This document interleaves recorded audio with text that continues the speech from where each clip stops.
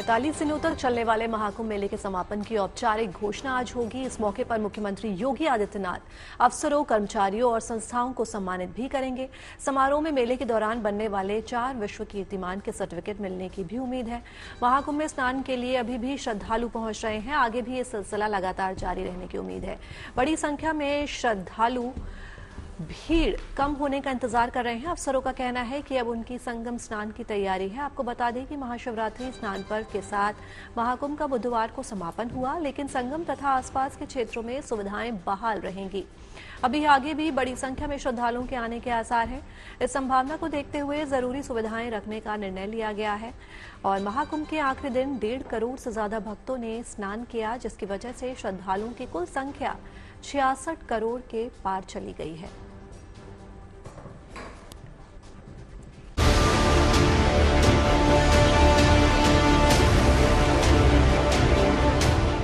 45 दिनों तक इस पावन धरती पर आस्था का सबसे बड़ा मेला सजा। मेरा मन नहीं माना, मेरे पास पैसे भी नहीं थे, लेकिन गंगा मैया ने चाहा कि फिर भी बुला लिया। ओनली 1 रुपया लेके आया था मैं घर से, हरियाणा से और पानीपत से। इस महोत्सव में करीब 66.5 करोड़ श्रद्धालुओं ने आस्था की डुबकी लगाई, जो अपने आप में एक रिकॉर्ड रहा। लोग यहाँ पे आज प्रयाग की धरती पे इस महापर्व शिवरात्रि में हम लोग धन्य हुए, ये डुबकी लगा करके, स्नान करके। अब बारी कुंभ के कर्णधारों का शुक्रिया करने की है, उन्हें सम्मानित करने की है। बहुत अच्छा, मैं 20 दिन से देखे जा रहा हूँ और कंटिन्यू 7 दिन से तो आंखों से देख रहा हूँ। हर 5-5 मिनट में सफाई हो रही है, हर 5-5 मिनट में सफाई हो रही है। आज इसी को लेकर प्रयागराज में सम्मान समारोह का आयोजन किया जाएगा, जिसमें मुख्यमंत्री योगी आदित्यनाथ महाकुंभ के दौरान दिन रात एक करने वाले पुलिसकर्मी, नाविकों और सफाई कर्मियों का सम्मान करेंगे। वहीं दूसरी ओर रेल मंत्री प्रयागराज का दौरा करेंगे और उन रेल कर्मियों को थैंक यू कहेंगे, जिन्होंने पिछले 1.5 महीने में करोड़ों लोगों को प्रयागराज के पवित्र सफर में मदद की। लगभग 66 करोड़ श्रद्धालु जन मां गंगा, मां यमुना और मां सरस्वती की इस त्रिवेणी में पावन डुबकी लगा करके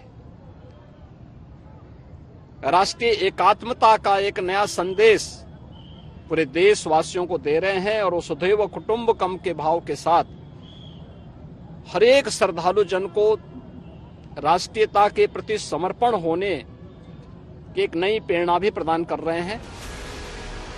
महाकुंभ के दौरान पुलिस कर्मियों से लेकर सफाई कर्मी तक सभी ने बिना रुके, बिना थमे बेजोड़ काम किया।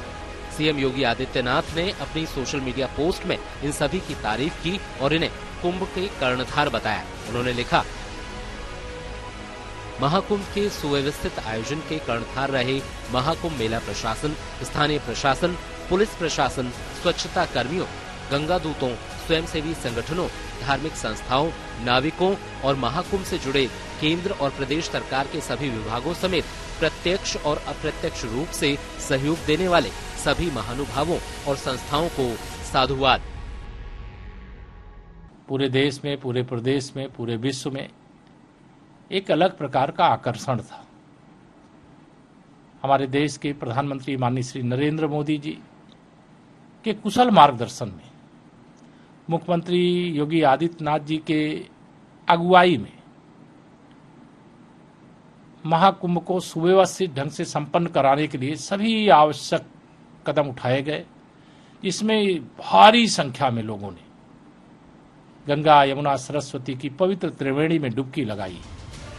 वहीं रेल मंत्री अश्विनी वैष्णव भी आज प्रयागराज महाकुंभ में दिन रात काम करने वाले रेलवे कर्मचारियों की सभी टीमों से मिलेंगे। कहा जा रहा है कि वो उन स्टेशनों और बैरकों का दौरा कर सकते हैं जहां अधिकारी और कर्मचारी पिछले 45 दिनों से कुंभ की व्यवस्थाओं के लिए डेरा डाले हुए थे। इस दौरान अश्विनी वैष्णव उनकी सेवाओं के लिए रेलवे कर्मचारियों का आभार व्यक्त करेंगे। वैसे पिछले दिनों खुद प्रधानमंत्री नरेंद्र मोदी ने पिछले दिनों पुलिस कर्मियों और कुंभ के दूसरे कर्णधारों की तारीफ की थी। एकता के महाकुंभ में जिन पुलिस कर्मियों ने देश के लोगों का दिल जीत लिया है, वे भी बधाई के पात्र हैं। बहरहाल देश की करीब आधी आबादी अब महज 45 दिनों में एक जगह पर पहुंची हो तो वहां व्यवस्था बनाना बिल्कुल भी आसान नहीं था, लेकिन कुंभ के इन कर्णधारों ने हर मुश्किल को मुस्कुराते हुए आसान बना दिया। साथ ही आपको और हमें पावन दिव्य मौके का गवाह बनने के लिए प्रेरित किया। ये कर्णधार वाकई तारीफ के काबिल है। प्रयागराज से नवजोत रंधावा, संतोष शर्मा और आशीष श्रीवास्तव के साथ bureau report, good news today.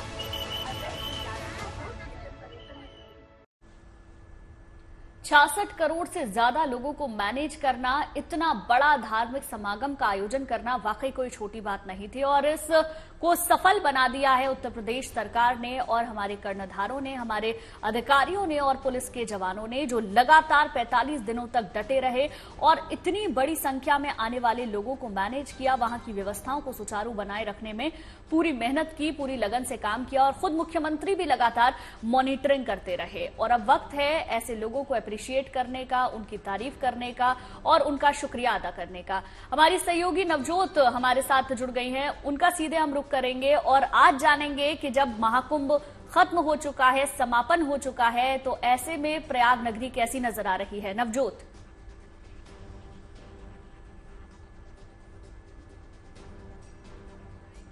वो एकदम तकरीबन खाली है। पहली बात तो मैं ये बता दूं कि शहर एकदम वापस अपनी लय में आ गया है क्योंकि शहर में अभी कोई भी श्रद्धालु नहीं है। हाँ, इक्का दुक्का श्रद्धालु जरूर आपको वहां पर नजर आएंगे, लेकिन अब हम लोग मौजूद हैं इस वक्त पूरे मेला क्षेत्र में हम पहुंच चुके हैं जहां पर आज मुख्यमंत्री आने वाले हैं। एक बार जरा योगेंद्र दिखा दीजिए आप चारों तरफ कि इस वक्त मेला कैसा लग रहा है। अब देखिए आज 9:15 का वक्त हो रहा है अभी और कल 9:15 बजे गुंजन नाव पर हम यही बात कर रहे थे जब खचाखच भीड़ थी, लेकिन अभी फिलहाल मेला क्षेत्र में ज्यादा भीड़ नहीं है और आज खुद मुख्यमंत्री यहां पर पहुंचने वाले हैं। और मुख्यमंत्री का जो कार्यक्रम है वो भी मैं आपको बता देती हूँ। मुख्यमंत्री का कार्यक्रम ये रहेगा कि मुख्यमंत्री सुबह 10 बजे के आसपास, 10:30 बजे का वक्त है जब वो प्रयागराज पहुंचेंगे। उसके बाद उन्हें अरेल घाट जाना है, फिर उसके बाद वो संगम नोस पर 11 बजे आएंगे। 11 से 12 के बीच में गंगा पूजन का कार्यक्रम रखा गया है। इसके बाद वापस वो अरेल घाट जाएंगे, जिसके बाद 11:40 रानी दुर्गावती पंडाल उनका कार्यक्रम रहने वाला है। उसके बाद 12:40 से 12:45 तक वहीं पर कार्यक्रम होगा और इसके बाद 1:15 बजे से 1:20 तक की अगर बात करें तो वहां पर नाविकों के साथ मुख्यमंत्री संवाद करेंगे। 3 बजे के आसपास हनुमान मंदिर उनको जाना है, लेटे हनुमान जी के मंदिर वो जाएंगे।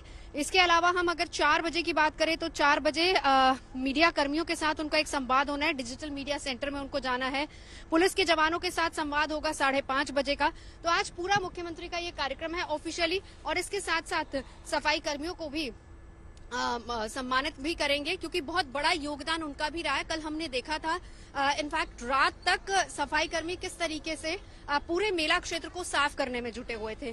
तो तमाम वो लोग जिनका योगदान रहा है इस मेले को सफल बनाने में, उनको आज मुख्यमंत्री धन्यवाद करेंगे, सम्मानित करेंगे। गंगा पूजन होगा और ऑफिशियली महाकुंभ मेले का समापन होगा। और इस पूरे परिसर को देखकर अब आप अंदाजा लगाइए, बहुत ज्यादा लोग नहीं हैं। ये जरूर हम कह सकते हैं कि जिस तरीके से बहुत से लोग, देखिए इच्छा सबकी है कि संगम तट पर आएं और त्रिवेणी में स्नान करें, जिस तरीके से बहुत से लोग नहीं आ पाए, लेकिन जाहिर सी बात है कि आज अमावस भी है और बहुत से लोगों में ये भी आस्था श्रद्धा रहती है कि अमावस के दिन भी आस्था की डुबकी लगाई जाए। तो आज लोग पहुंच रहे हैं। आप लोग कहाँ से आए हैं? आइए जरा आ जाइए। नॉर्थ 24 परगना बंगाल। बंगाल से आए, मुझे सिर्फ बंगाली समझ में आया, उसके अलावा मुझे भाषा आपकी समझ में नहीं आई है। हिंदी कौन बोल सकता है? हम लोग आए हैं वेस्ट बंगाल, हम लोग सुंदरबन आदमी हैं। ठीक है, अब ये बताइए आप लोग आज स्नान कर रहे हैं, कल नहीं किया? हम कल किया था। कल किया, आज भी और करेगा। दोनों बार, हाँ 2 दिन का स्नान कर। आप लोग रुके कहाँ पे? इधर ही गवर्नमेंट टेंट जो है ना, टेंट में हैं। और इसके बाद आप यहाँ से वापस? हाँ, प्रस्थान करेगा आज। आपका इसके बाद का क्या प्लान है? बहुत अच्छा लगा है, बहुत अच्छा लगा है। आत्मा के प्रशांति है, आध्यात्मिक बहुत अच्छा। कितनी बार स्नान किया? हमने बहुत बार स्नान किया। इधर जो प्रशासन को जो आदमी है वो अच्छा है। इधर जो लाइट वगैरह है, जो मेला का जो सार सामान अच्छा है, हमें अच्छा लगा है। ठीक है। कितनी बार स्नान किया? हमने 4 बार स्नान किया है। हम 40 दिन से यहाँ पर मेले में हैं। हाँ बताइए। पुण्य में आया था, आज भी फिर। अच्छा ये बताइए, आप माघी पूर्णिमा में आए थे, माघी पूर्णिमा से लेकर कल महाशिवरात्रि तक कुछ बदलाव नजर आया? हम लोग उधर था और अरियल घाट में, उस टाइम मेरा टाइम नहीं था, ज्यादा टाइम नहीं, इसलिए इधर नहीं आया था। तो इस टाइम इधर आया। तो आपने सोचा कि दोबारा फिर से जाया जाए स्नान? देखिए, आप लोग स्नान कीजिए। बहुत से ऐसे लोग हैं जो एक बार स्नान कर चुके हैं, लेकिन यहाँ पर रेला अभी भी आ रहा है। कहाँ से आए हैं आप? कलकत्ते से आए हैं। सब कलकत्ता वाले जो हैं वो बंगाल हावड़ा से। तो अभी स्नान हो चुका है या करने जा रहे हैं? स्नान कर लिए, फिर हम लोग आज आए हैं। हम लोग सेकेंड टाइम संगम में नहाने का हम लोग का मौका मिला। हम लोग आशा ही नहीं किए थे कि हम लोग यहाँ तक पहुँच सकेंगे। ओ हर हर लेकिन अच्छा ये बताइए कि मेला तो खत्म हो चुका है, तो फिर आज मेरे को छोड़ कर जाने का मन नहीं कर रहा था। मैं इसे पकड़ के रखे, तो लग रहा है कि यही नगरी में बस रहते हैं। बोलते नहीं छोड़ दो काम काज, आओ पर गया। हर हर महादेव। तो कल नाग वासुकी दर्शन करके आए थे आप लोग? नहीं, हम लोग का बड़ा ग्रुप है, हम लोग का सब फास्ट। कितने दिन से यहाँ तक पर? हम लोग तो आए हैं 23 तारीख को, पर बनारस काशी बाबा के नगरी में 1 दिन 2 दिन रहकर फिर बाबा के नगरी में आज प्रयागराज आए। आज स्नान दोबारा से हो रहा है। चेहरे की मुस्कुराहट और खुशी देखकर आप अंदाजा लगा सकते हैं। बिल्कुल नवजोत, भले ही महाकुंभ का समापन हो गया हो, महाकुंभ खत्म हो गया हो, लेकिन लोगों की जो आस्था है ना वो अभी भी बरकरार है, वो खत्म नहीं हुई है। और जिस तरह से जोश जो है लोगों का देखने को मिल रहा है वो अपने आप में अद्भुत है। और जैसा कि आपने बताया 66 करोड़ लोग जो है अब तक आस्था की डुबकी लगा चुके हैं, जिसमें अखाड़े भी शामिल थे, श्रद्धालु भी शामिल थे। लेकिन जैसा कि आप बता रहे हैं कि जो इसके पीछे लोग थे, सफाई कर्मी हो, चाहे वो रेल कर्मी हो, चाहे वो पुलिस प्रशासन हो, मुझे लगता है कि वो लोग आज ही इत्मीनान से जो है आस्था की डुबकी लगा पाएंगे अपने इस सफल कार्यक्रम के बाद। नहीं, वो आज भी डुबकी नहीं लगाएंगे पूजा। अच्छा, आज भी डुबकी नहीं लगाएंगे। एक तस्वीर दिखाइए जरा योगेंद्र, ये सफाई कर्मियों को आप देखिए। देखिए लोग चले जाएंगे, लेकिन आप समझिए प्रैक्टिकली इस पूरे मेला क्षेत्र को साफ करने में बहुत वक्त अभी लगेगा। पूरा मेला क्षेत्र क्लीन करना है। यहाँ सफाई कर्मी सुबह सुबह लगे हुए हैं। इन पुलिस कर्मियों को भी देख लीजिए, ऐसा लग रहा था कि आप लोगों की ड्यूटी खत्म हो गई। ड्यूटी खत्म हुई है अभी के नहीं मेला क्षेत्र? अभी तो नहीं खत्म हुई है हम लोगों की ड्यूटी। अभी भी आप लोग की पोजीशनिंग हो रही है? जी चल रहा है कंटिन्यू ड्यूटी। आज मुख्यमंत्री आ रहे हैं इसलिए यहाँ पर ज्यादा मौजूद हैं आप लोग, या फिर अभी भी श्रद्धालु की सुरक्षा और उनको रास्ता दिखा? ये हमेशा नियमित ड्यूटी है। अब बड़े हम अभी आ रहे हैं। खत्म या अभी चल रही है? अभी चल रही है। अभी ड्यूटी अभी चल रही है, निरंतर आगे तक कब चलेगी ये जरूरी है ना, क्योंकि देखिए अभी भी बहुत लोग आ रहे हैं। ऐसा नहीं मेला खत्म हो गया। अभी आपने सुना लोगों से, लोग यही कह रहे हैं कि भले ही मेला खत्म हो गया उससे फर्क नहीं पड़ता, लेकिन ये संगम है, ये प्रयाग है, ये त्रिवेणी, यहाँ पर आके हम कभी भी किसी भी दिन स्नान कर सकते हैं और हमें करना है स्नान। और यही एक बड़ी वजह है कि लोग लगातार यहाँ पर पहुंच रहे हैं स्नान करने के लिए, चाहे वो सफाई कर्मी हो या फिर सुरक्षा कर्मी। आप लोगों ने स्नान किया है? जी बिल्कुल 2 दिन वक्त मिला आपको स्नान करने? बहुत कम मिला, 1-2 बार किए हैं, लेकिन टाइम ही नहीं मिलता हम लोग। कम से कम 1-2 बार तो कर लिया। बहुत से ऐसे लोग हैं उन्होंने 1 बार भी नहीं किया। बिल्कुल हम लोग तो कर लिए हैं। देखिए बिल्कुल नवजोत, क्योंकि देखिए हर कोई जब चाहता था कि कुंभ के दौरान वो स्नान कर ले, तो ये सफाई कर्मी, पुलिस कर्मी भी जब जितना मौका मिला ये लोग चले गए स्नान करने के लिए। बहुत बहुत शुक्रिया आपका तमाम जानकारी देने के लिए। देखिए महाकुंभ की कीर्ति पूरी दुनिया में फैल रही है। सभी जगह पर आपको आस्था का सैलाब नजर आ जाएगा और इस महा आयोजन की तारीफ भी होती हुई दिख जाएगी। विदेशी भक्त संगम नगरी से ऐसा अलौकिक अनुभव लेकर लौट रहे हैं जो उन्हें जीवन भर याद रहेगा।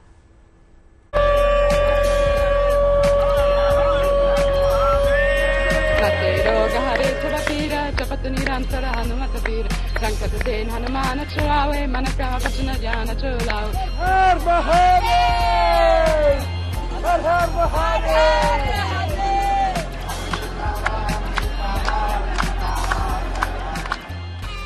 आस्था, भक्ति, विश्वास का एक महामेला जिसने 45 दिन तक पूरे विश्व को आध्यात्म के अलौकिक प्रकाश से भर दिया। प्रयागराज महाकुंभ पूरे देश से रिकॉर्ड तोड़ श्रद्धालु तो पहुंचे ही, साथ ही पूरी दुनिया के लिए भी आस्था का ये महामेला आकर्षण का केंद्र बना रहा। माना जा रहा है कि 40 से ज्यादा देशों के श्रद्धालुओं ने महाकुंभ से आध्यात्मिक लाभ कमाया और सनातनी संस्कृति के रंग में रंगे दिखे। अमेरिका, रूस, जर्मनी, इटली, स्पेन, इक्वाडोर और ऑस्ट्रेलिया समेत कई देशों के श्रद्धालु इस महाआयोजन का हिस्सा बने। इसमें कोई दो राय नहीं कि महाकुंभ 2025 ने भारत की धार्मिक आध्यात्मिक संस्कृति को विश्व पटल पर नया विस्तार दिया और अब इस महाआयोजन की पूरी दुनिया में तारीफ हो रही है। I am firstly truly blessed that I was invited by the government of India, especially the government of Uttar Pradesh, to come to this wonderful experience which I never thought that in my lifetime I would be able to attend this wonderful, amazing cultural and social event. What truly amazes me is a high level of organization that has gone into preparing for this and ensuring that this Mahakumbh is going so well. Even though there are millions and millions of people coming every day. Mahakumbh के दौरान संगम नगरी में ऐसी दुनिया दिखी जो सरहद, भाषा, धर्म, जाति सबसे परे थी। दुनिया भर के श्रद्धालु संगम की रेती पर आध्यात्म की धुनी में रमे थे। इस दौरान विदेशी भक्तों का उत्साह भी देखने लायक था। सागर तुम पालन करता, स्वामी तुम पालन करता, मैं मूरख कलगामी, मैं सेवक तुम स्वामी, कृपा करो बरसा, ओम जय जगदीश हरे। So it's like more people here than the whole population of Sweden right now. So I feel very blessed to be here, and I went for like the holy bath this morning. It was a very beautiful experience, and all the Indian people have been very nice to me. So I'm feeling very grateful to be here.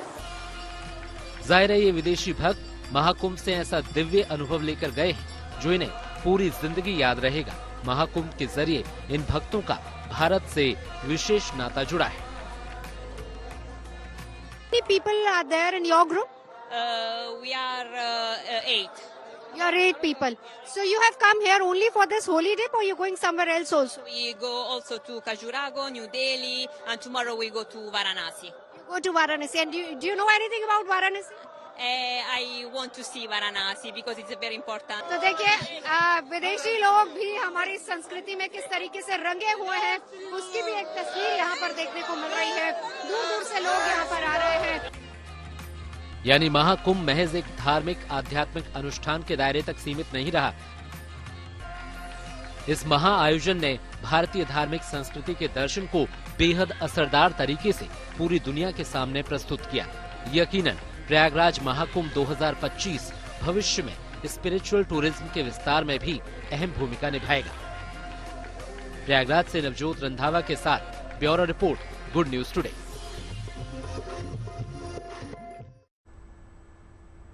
देखते ही देखते 45 दिन गुजर गए और संगम पर सनातन के सबसे बड़े धार्मिक और सांस्कृतिक मेले का समापन हो गया। आखिरी स्नान में करीब 1.5 करोड़ लोग शामिल हुए और इस तरह महाकुंभ जाने वाले श्रद्धालुओं का आंकड़ा 66 करोड़ पार कर गया।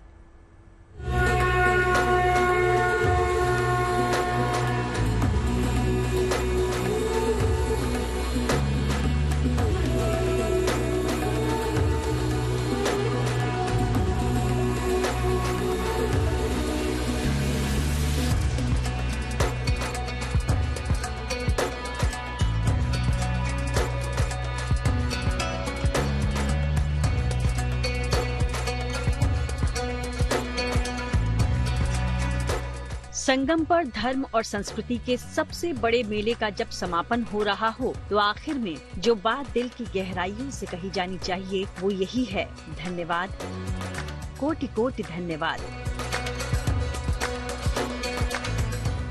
धन्यवाद सरकार का, प्रशासन का, पुलिस वालों का और इनके साथ पिछले 45 दिनों से दिन रात काम करने वाले स्वास्थ्य कर्मियों का।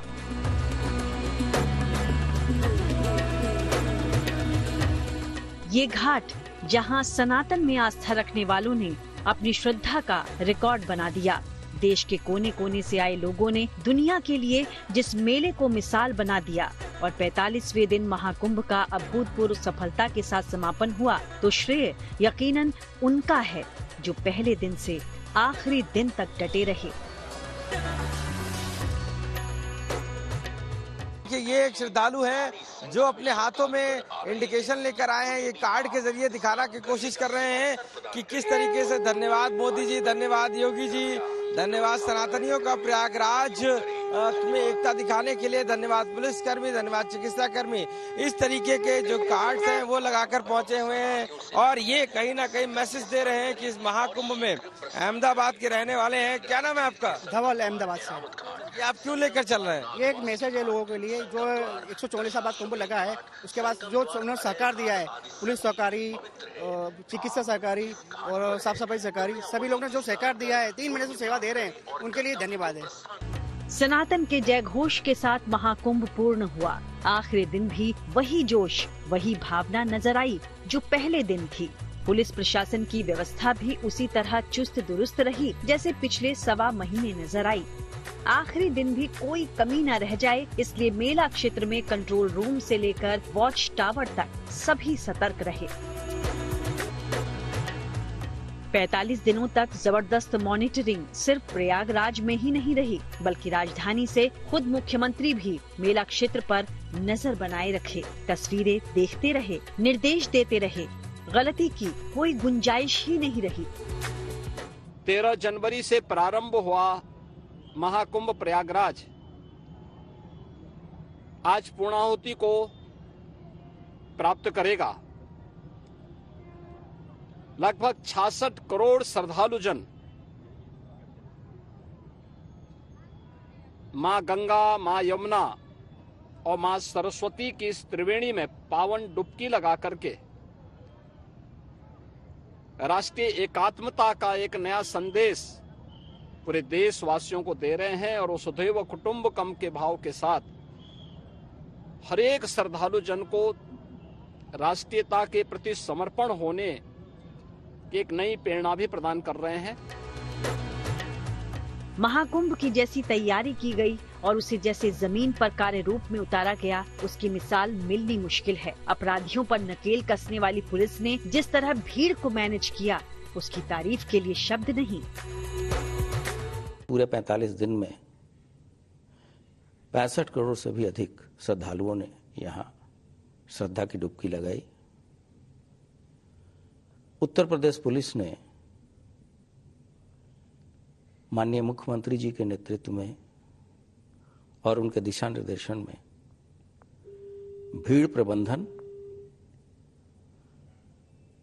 सिक्योरिटी, पुलिसिंग में तकनीक के इस्तेमाल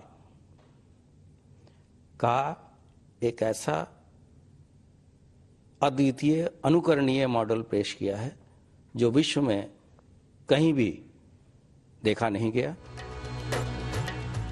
संगम पर इस मेले की परंपरा वैसे तो सदियों से है, पर ऐसा जन सैलाब कभी नहीं उमड़ा। सनातन को लेकर जो भावना देशवासियों ने दिखाई वो अभूतपूर्व है। लोगों ने ट्रेनों में धक्के खाए, परेशानियां उठाई, ट्रैफिक में फंसे, पैदल चले, पर प्रयागराज पहुँचे और गंगा में डुबकी लगाई।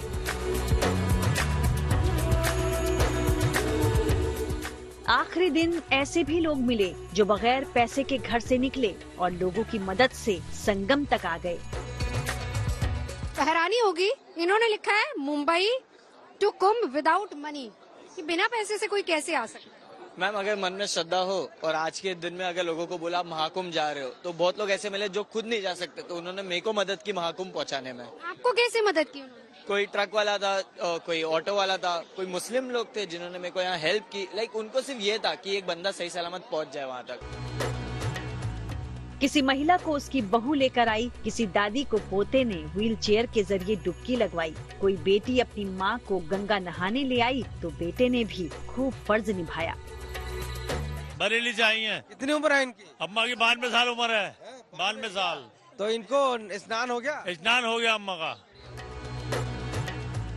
महाकुंभ के लिए कोई यूं ही घर से चल पड़ा, पैसे पास में नहीं हैं, इसका ख्याल तक नहीं आया, जरूरत भी महसूस नहीं हुई। बेटा आ जाओ, पैसे की टेंशन मत करो, लेकिन मैं आप करूँगा व्यवस्था। लेकिन मैंने कुछ भी नहीं लिया वैसे, फिर भी आ गया। मैं गंगा में डुबकी लगाई तो मुझे अच्छा लगा। महाकुंभ के इस महान मेले में आम लोग आए, खास लोगों ने भी डुबकी लगाई। 45 दिनों तक संगम देश की सांस्कृतिक एकता का पहचान बना। एक भी दिन ऐसा नहीं गुजरा जब ये भीड़ कम हुई। 144 साल के बाद पूर्ण कुंभ का ये अद्भुत संयोग बना था। 12 साल बाद फिर कुंभ आएगा। प्रयागराज में फिर ऐसा ही भक्ति का जन सैलाब होगा। लेकिन इस महाकुंभ की चर्चा कई बरसों, कई दशकों तक होगी। प्रयागराज से संतोष शर्मा, आशीष श्रीवास्तव और नवजोत रंधावा के साथ bureau report, good news today. और अब बात बदले बदले मौसम की। आज सुबह हल्की बारिश से दिल्ली समेत उत्तर भारत में तापमान में गिरावट दर्ज की गई। पिछले कई दिनों से दिल्ली एनसीआर में मौसम गर्म होने लगा है। ऐसे में आज हुई बूंदाबांदी ने मौसम में हल्की ठंडक ला दी है। हालांकि मैदानी इलाकों में बदलते मौसम की एक वजह पहाड़ों में बर्फबारी भी है। पहाड़ों पर बर्फबारी और बारिश हो रही है, जिससे वहां तापमान में गिरावट दर्ज की गई। जम्मू कश्मीर और लद्दाख से लेकर हिमाचल प्रदेश तक कई इलाकों में दोबारा बर्फ की सफेद चादर बिछी नजर आ रही है। वहीं बारिश से भी थोड़ी ठंडक बढ़ गई है। 80% से भी ज्यादा बारिश और बर्फबारी में कमी के बाद आखिरकार कश्मीर में एक बार फिर मौसम का मिजाज बदला। मंगलवार शाम से ही कश्मीर के अधिकतर इलाकों में बारिशों के साथ साथ पहाड़ों पर जमकर बर्फबारी हो रही है, जिसने कहीं न कहीं आम लोगों को एक बड़ी राहत दी है। क्योंकि जिस अंदाज से अब सूखे के चलते पानी की कमी लोगों को महसूस हो रही थी, उससे कहीं न कहीं अब लोगों को कुछ हद तक बड़ी राहत मिल गई है इन ताजा बारिशों और बर्फबारी से। महाशिवरात्रि के दौरान बर्फबारी का कनेक्शन सदियों पुराना है। लोगों की मान्यता है कि जब भी ऐसे समय बर्फबारी होती है तो साल भर मौसम अच्छा रहता है। महाशिवरात्रि पर हमेशा बारिश और बर्फबारी होती है और उससे अच्छा शुगुन माना भी जाता है, क्योंकि कश्मीरी पंडित महाशिवरात्रि को हेरत के तौर पर बनाते हैं और ये कश्मीरी पंडितों का बड़ा त्योहार है। कश्मीर में लोगों का मानना है कि हेरत यानी महाशिवरात्रि पर यदि बारिश और बर्फबारी होती है तो ये संकेत होता है कि साल भर में मौसम भी अच्छा रहेगा और फसल भी अच्छी होगी। जम्मू कश्मीर की तरफ ही लद्दाख में भी भारी बर्फबारी देखने को मिल रही है। यहाँ के कारगिल में कई फीट तक बर्फ जमी नजर आ रही है। पेड़, गाड़ियों, सड़कों, हर जगह बर्फ की सफेदी छाई हुई है। श्रीनगर से अशरफ वानी के साथ bureau report, good news today. और अब बात आत्मनिर्भर भारत मिशन की। समंदर में इंडियन नेवी और ताकतवर हो गई है। वहां भारत को छेड़ने की हिमाकत दुश्मन किसी भी सूरत में नहीं कर सकेगा, वरना उसे करारा जवाब मिलेगा। दरअसल डीआरडीओ ने मध्यम दूरी की नेवल एंटी शिप मिसाइल का सफल टेस्ट किया। ये टेस्ट ओडिशा के चांदीपुर में हुआ है। देखिए रिपोर्ट।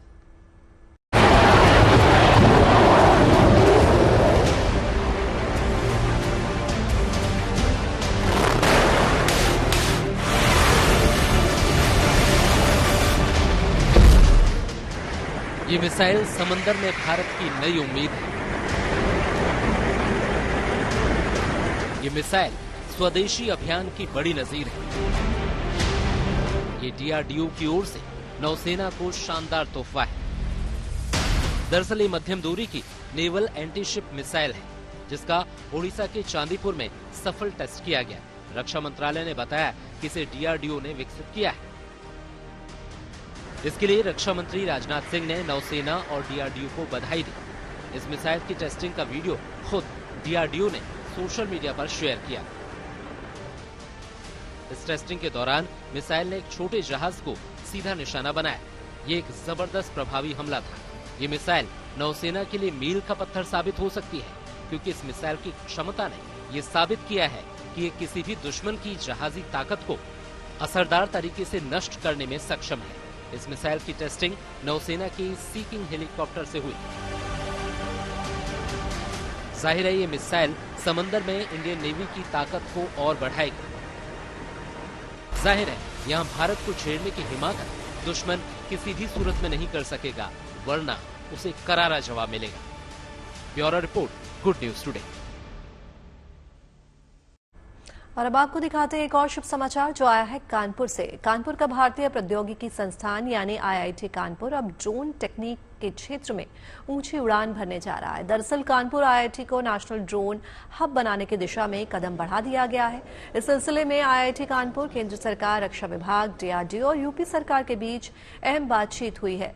असल में IIT कानपुर ड्रोन प्रौद्योगिकी और टेक्निक के क्षेत्र में पहले से काफी काम कर रहा है। IIT कानपुर की ओर से बनाए गए 4 से 5 ड्रोन का इस्तेमाल डिफेंस सेक्टर में किया जा रहा है। ये ड्रोन काफी मददगार साबित हुए हैं, लिहाजा इस दिशा में और भी आगे काम किए जाने के प्रयास हैं ताकि डिफेंस सेक्टर के अलावा अन्य सेक्टर में भी ड्रोन के इस्तेमाल के लिए IIT के टैलेंटेड और सुविधाओं का इस्तेमाल किया जा सके। इसका मकसद ये भी है कि IIT कानपुर में ड्रोन टेस्टिंग की फैसिलिटी स्थापित हो और यहां से ड्रोन का सर्टिफिकेशन किया जा सके। चलिए अब आपको एक अनोखी खबर के बारे में बताते हैं। अब बातें करते करते बिजली पैदा होगी। आपको सुनकर हैरत हो रही होगी, लेकिन वैज्ञानिकों ने हकीकत में ये मुमकिन कर दिखाया है। वॉकी टॉकी पर बात करते ही बिजली का बल्ब जल उठता है। इसमें कोई आसमानी चमत्कार नहीं, बल्कि ये रेडियो तरंगों का करिश्मा है। कश्मीर यूनिवर्सिटी के इंस्टीट्यूट ऑफ टेक्नोलॉजी में वैज्ञानिकों ने रेडियो वेव से बिजली बनाने का अनोखा प्रयोग किया है। प्रोफेसर रफुल आलम और परवेज साहब के नेतृत्व में ये टीम वायरलेस पावर ट्रांसफर का काम कर रही है। ये तकनीक पर्यावरण के अनुकूल और बिना तारों के इस्तेमाल के ही बिजली पहुंचा सकती है। और अब एक और शुभ समाचार अंतरिक्ष से। अमेरिकी अंतरिक्ष एजेंसी नासा ने एक ऐसा सैटेलाइट लॉन्च किया है जो चांद पर जल स्रोतों की तलाश करेगा। डिशवॉशर के आकार के इस सैटेलाइट को फ्लोरिडा में केप कैनवरल के कैनेडी स्पेस सेंटर से अंतरिक्ष में भेजा गया। स्पेसएक्स के फाल्कन 9 रॉकेट ने इस सैटेलाइट को लेकर अंतरिक्ष की उड़ान भरी। इसमें 2 पेलोड हैं, जिनसे एक नासा का ल्यूनर ट्राइब्लेजर ऑर्बिटर और दूसरा ल्यूनर लैंडर मिशन है। 200 किलोग्राम वजन वाला ल्यूनर ट्राइब्लेजर चांद की सतह पर पानी के स्रोतों की तलाश करेगा और उनके नक्शे भेजेगा। इससे भविष्य में लॉन्च किए जाने वाले मून मिशन और चांद पर लंबे समय तक चलने वाले प्रयोगों के लिए अड्डे साबित करने में मदद मिलेगी, क्योंकि चांद पर पानी की मौजूदगी पुख्ता होने से न केवल पीने के पानी की समस्या हल होगी, बल्कि इसमें मौजूद ऑक्सीजन और हाइड्रोजन से रॉकेट्स के लिए ईंधन तैयार करने में भी मदद मिलेगी।